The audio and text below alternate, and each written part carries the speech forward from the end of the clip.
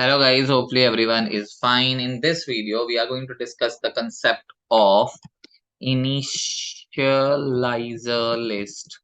This is also guys kind of a parameterized constructor that allocates the memory accordingly. So the moment see if you know parameterized constructor, initializer list is not going to be a problem for you. So I'm strictly going with the program only. We have to write include IO stream, then we write hash include conio.h, then we write using namespace std that define all the functions which we are going to use for IO stream. Then we write class base or any value. I'm writing class A, and I have taken the data members int a comma b. We got public section, and we have got int x, int y. Now, guys, just see over here, that's a parameterized constructor. I'll show you how this actually works. A is assigned X, let's say B is assigned Y, and we are displaying cout A and L B. Okay? And that's how we have created a class. Main, I'm creating A followed by obj 4,5 gets h. That's how it works out. Fine. So we are running this program.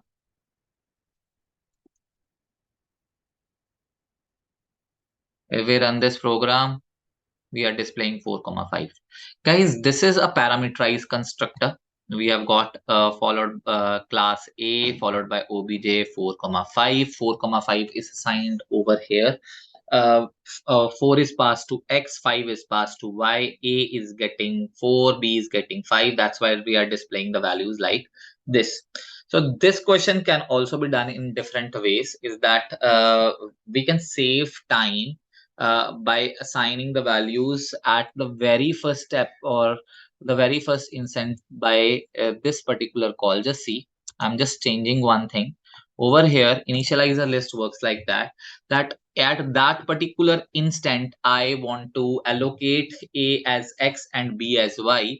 I'm just writing A comma X, and B is assigned Y value.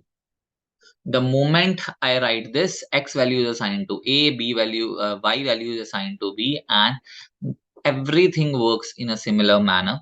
Just see, you will get 4,5. What is the difference between the step that we have done earlier or this one is that the moment you create an object 4 and 5, 4 is assigned to X and 5 is assigned to Y, and at that step A is getting 4 and B is getting 5 without awaiting time. So it saves the time also. At the first instant, it solves it, and we are displaying the values also.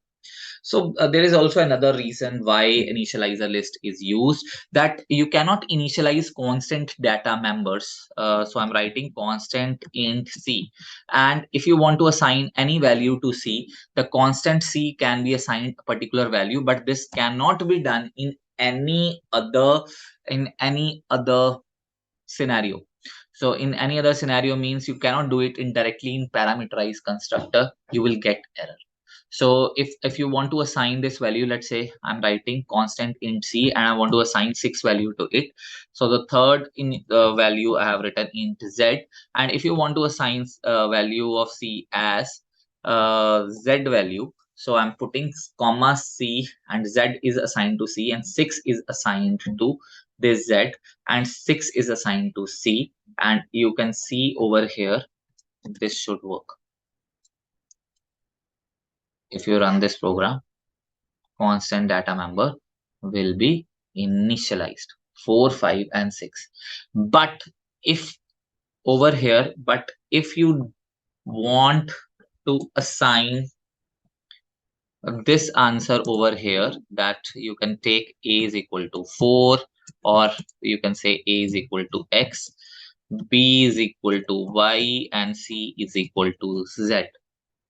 Now, if you try to run this program, you will see there will be an error. Why? Because constant data member cannot be initialized. Just see over here. So this is one of the important aspects of initializer list, or important aspects of constructors, that initializer list can only initialize constant data members. It's a similar way that we have done earlier. Just see, I'm just putting this value, and similarly the code should work, and constant data member C has been initialized. That's one of the important use. If you like this video, kindly like, share, subscribe. If you have any doubt, kindly post it in comment section so that I can answer. Thank you very much for your support.